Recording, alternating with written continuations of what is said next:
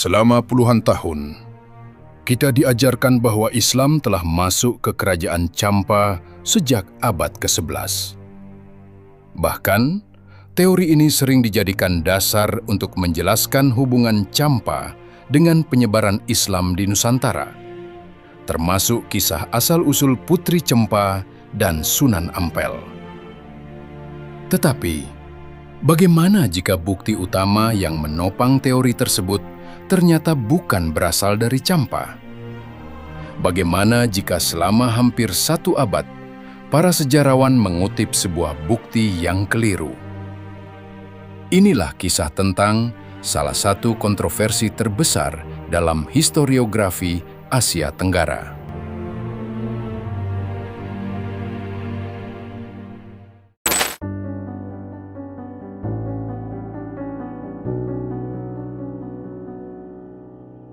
Awal mula teori ini berasal dari tahun 1922. Seorang peneliti Prancis bernama Paul Raffes menerbitkan 2 prasasti Arab yang diklaim ditemukan di pesisir Annam, wilayah yang dahulu merupakan bagian dari kerajaan Champa. Prasasti tersebut bertanggal awal abad ke-11. Karena belum ditemukan bukti lain yang lebih tua, kedua prasasti itu segera dianggap sebagai bukti tertua keberadaan Islam di Champa. Selama puluhan tahun, teori ini dikutip dalam berbagai buku sejarah, artikel ilmiah, hingga ensiklopedia. Seolah-olah persoalannya sudah selesai. Padahal, penelitian sejarah tidak pernah benar-benar berhenti.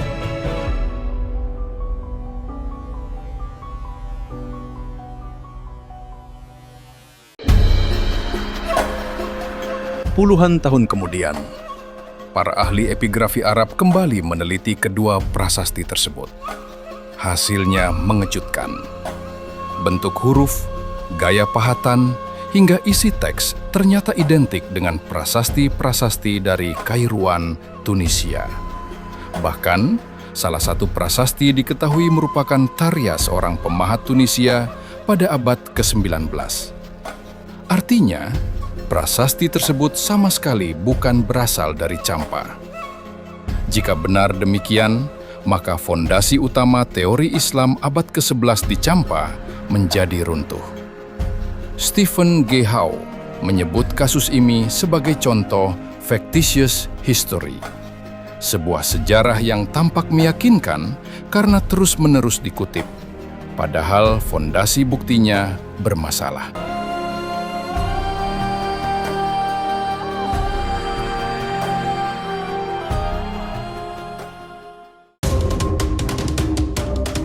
Masalahnya ternyata tidak berhenti pada prasasti. Catatan dinasti Song dari Tiongkok juga sering dijadikan bukti.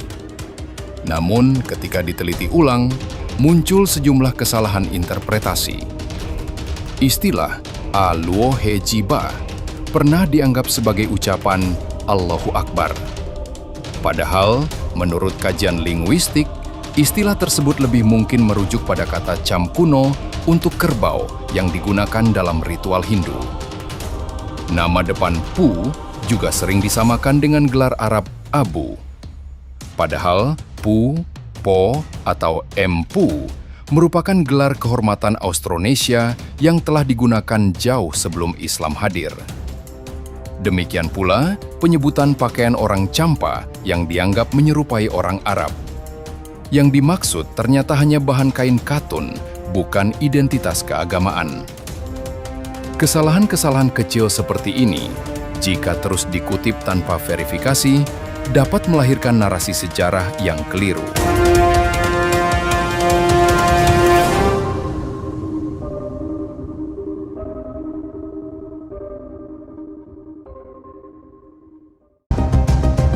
Temuan ini membawa dampak besar bagi sejarah Nusantara. Selama ini banyak orang menghubungkan asal-usul Putri Cempa dan Sunan Ampel dengan kerajaan Champa di Vietnam. Namun, sejumlah sumber lama justru menunjukkan kemungkinan lain. Thomas Stamford Raffles pada tahun 1817 serta Encyclopedie van Nederlands India tahun 1905 menjelaskan bahwa cempa dalam tradisi Jawa dapat merujuk pada jumpa di Aceh. H.M. Zainuddin dalam Tarikh Aceh dan Nusantara juga mengaitkan jumpa dengan sejarah awal Aceh sebelum berdirinya Samudra Pasai. Sementara itu, sumber-sumber primer abad ke-15 justru tidak menunjukkan bahwa Campa telah menjadi kerajaan Islam. Ma Huan, seorang Muslim yang mengunjungi Campa pada tahun 1433, tidak mencatat adanya komunitas Islam yang besar. Beberapa dekade kemudian, Tome Pires juga menyatakan bahwa hingga awal abad ke-16 belum terdapat komunitas Muslim yang berarti di Campa. Temuan-temuan ini membuat para sejarawan kembali mempertanyakan narasi lama.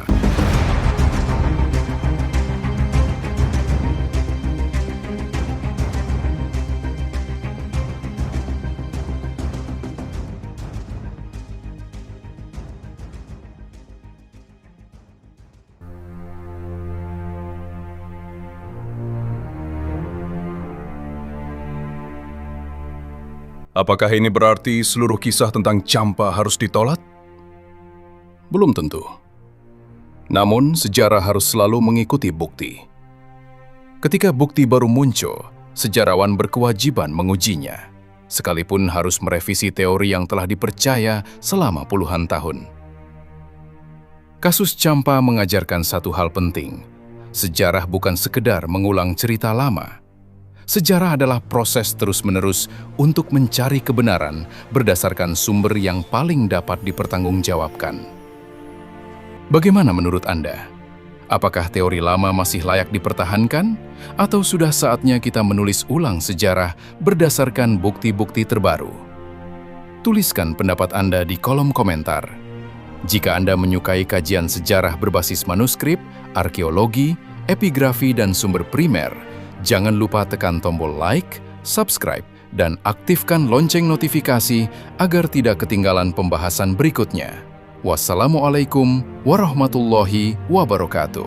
Mapsino, mengkaji sejarah, merawat peradaban.